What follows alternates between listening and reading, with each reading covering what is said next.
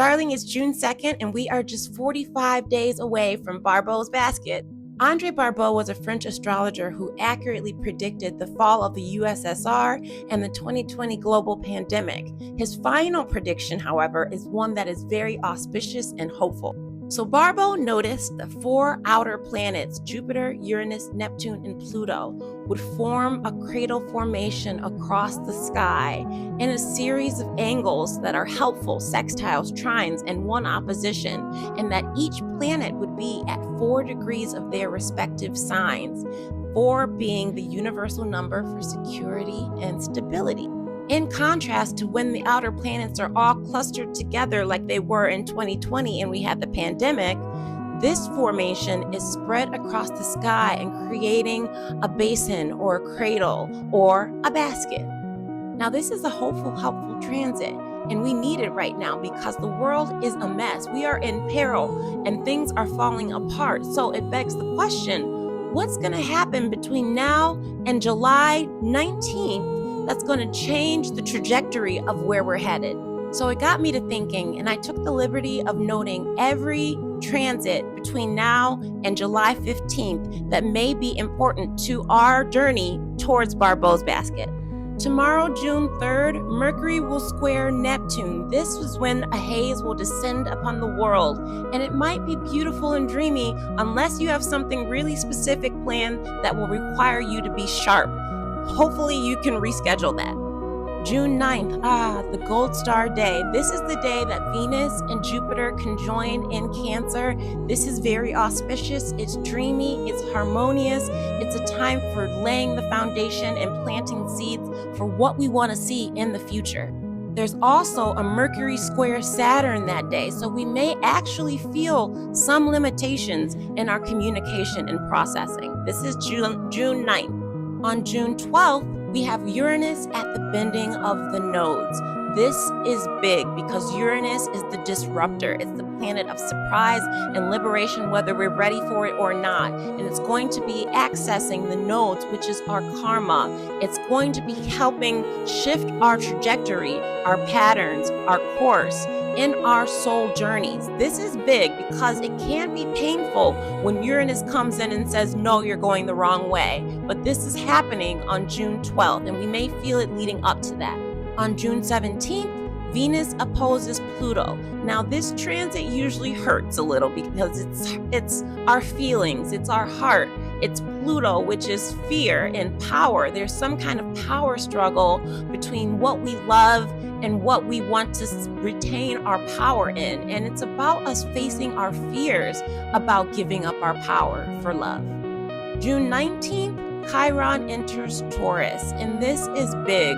Chiron is the wounded healer, and it's not only about exposing our wounds, it's about what we do with our wounds, how we help others. If you think about programs like AA, how you get into the program, you get your sobriety, and then what do? You pass it on. That's the legacy. That's the idea when it comes to Chiron, of healing and then helping heal others. Now, in the sign of Taurus, Chiron will be exposing our pain and our wounds when it comes to our resources, our money, our feeling of security. We may feel that things are falling apart, and we may have to tap into our abundance mindset. Then June 21st, we have summer solstice, my favorite holiday, the beginning of Cancer season, the season under which Barbault's basket will occur. This is a nice sunny day. June 29th, we have the full moon in Capricorn, and we have Mercury stationing retrograde in the sign of Cancer. So this is a big emotional moon, but it may have some really offbeat, off-kilter vibes because Mercury is stationing retrograde that day. June 30th is a day we have circled because Jupiter moves into the sign of Leo, and it's a big, beautiful transition. However, Mars is squaring the nodes, and we will feel this a couple days leading up to it and a couple days after. Mars was finishing the job that Uranus started when Uranus was at the bending of the nodes. This is karmic. This is where we are checking in on our journey, on the road we're on the course we're on, And if we are not in the right place, if we did not heed the call that Uranus gave us that we are headed in the wrong direction, Mars will come through in a much more violent and aggressive way to show us where we're not supposed to be going, what we need to be severing and cutting away so that we can continue on our journey. This can be a painful transit. On July 1st, Jupiter squares Chiron. It's Jupiter's first transit from the sign of Leo, and it's to exacerbate and augment the pain that we're feeling with Chiron now being in the sign of Taurus, messing with our money, our flow, our resources, our feeling of stability. Then we have the 4th of July, a potentially explosive day, and not just fireworks, because Mars conjoins with Uranus, and this is a powerful, disruptive, aggressive transit on the day of the country's birth, and I'm watching this date with trepidation. On July 5th, Mars trines Pluto, and we start to see these planets engaging at 4 degrees because Mars is at 4 degrees and so is Pluto.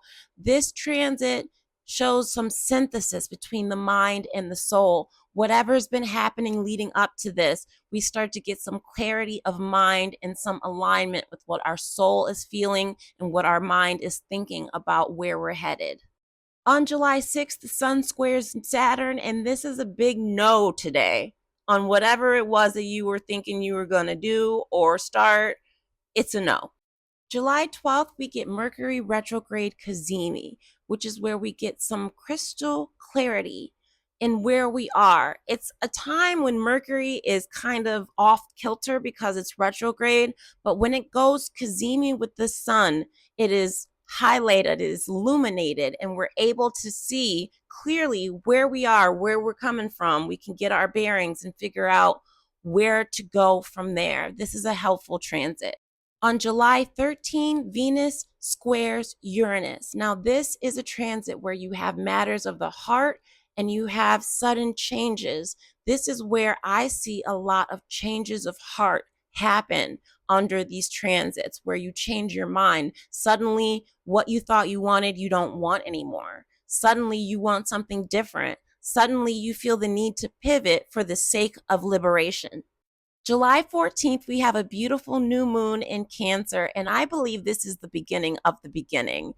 In the Thema Mundi, the chart of the universe, they put Cancer on the ascendant at the helm of the chart because Cancer used to be the beginning of the entire zodiac. Cancer represents birth, nurturing, a beginning, and creation. And so this is a really good time to restart something and rebuild and to start looking at the transits that will follow, because the first transit of Barbault's basket is on July 15th, the next day.